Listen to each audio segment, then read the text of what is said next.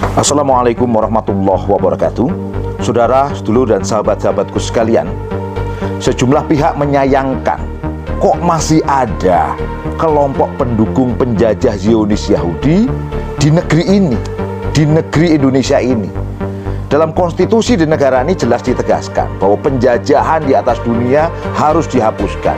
Maka tidak boleh ada lagi di negara kita ini kelompok yang malah mendukung penjajahan. Apalagi penjajah Zionis Yahudi yang saat ini sedang melakukan pembantaian terhadap rakyat di Palestina. Indonesia juga tidak memiliki hubungan diplomatik dengan negara penjajah Zionis Yahudi itu.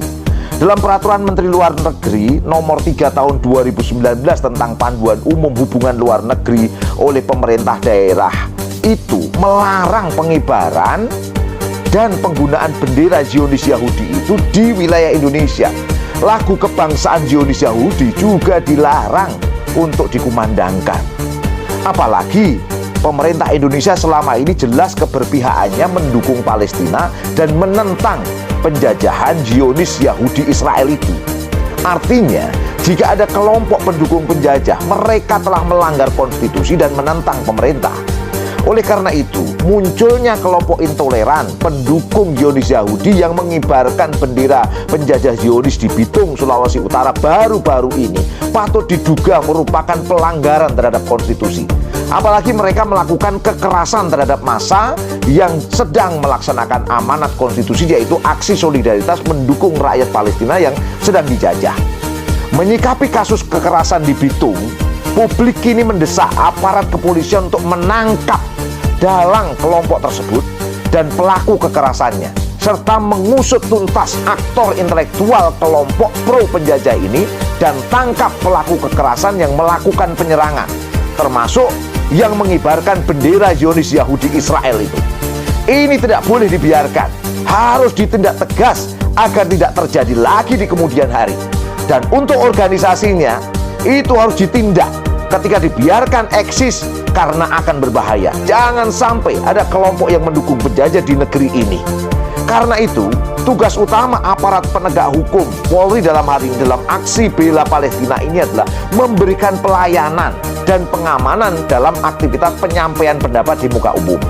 Tindakan ormas yang pro Zionis Yahudi Israel itu yang melakukan penyerangan dengan membawa senjata tajam dan bendera Israel, melakukan penganiayaan dan berusaha menghentikan aksi umat Islam yang ingin menyampaikan pendapat di muka umum untuk membela Palestina, jelas tidak dapat dibenarkan secara hukum karena telah melanggar konstitusi dan perundangan.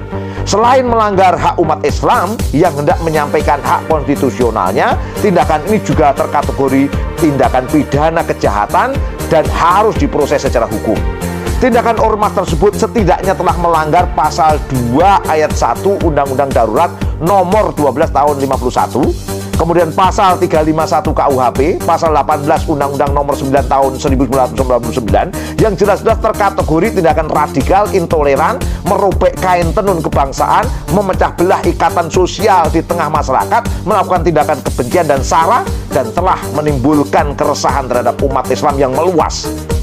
Karena itu, aparat penegak hukum bukan hanya sebatas menghimbau masyarakat khususnya umat Islam untuk menahan diri dan menjaga kondusivitas Kamtibmas, tetapi aparat juga harus menangkap semua oknum ormas yang terlibat melakukan penyerangan, membawa senjata tajam, melakukan penganiayaan berat, dan menghalangi aktivitas kemerdekaan menyampaikan pendapat di muka umum yang dilakukan oleh umat Islam di Bitung yang sedang membela saudara muslimnya di Palestina.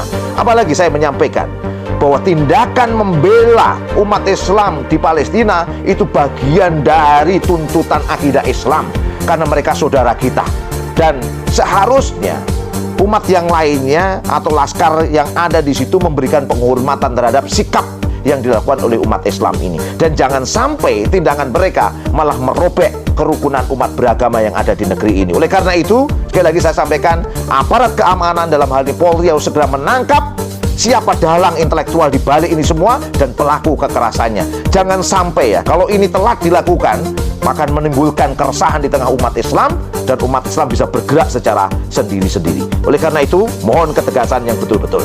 Hasbunallahu wa ni'mal wakil, ni'mal maula wa ni'man nasir, la haula wala quwata illa billahil aliyyil azim. Sampai jumpa. Assalamualaikum warahmatullahi wabarakatuh.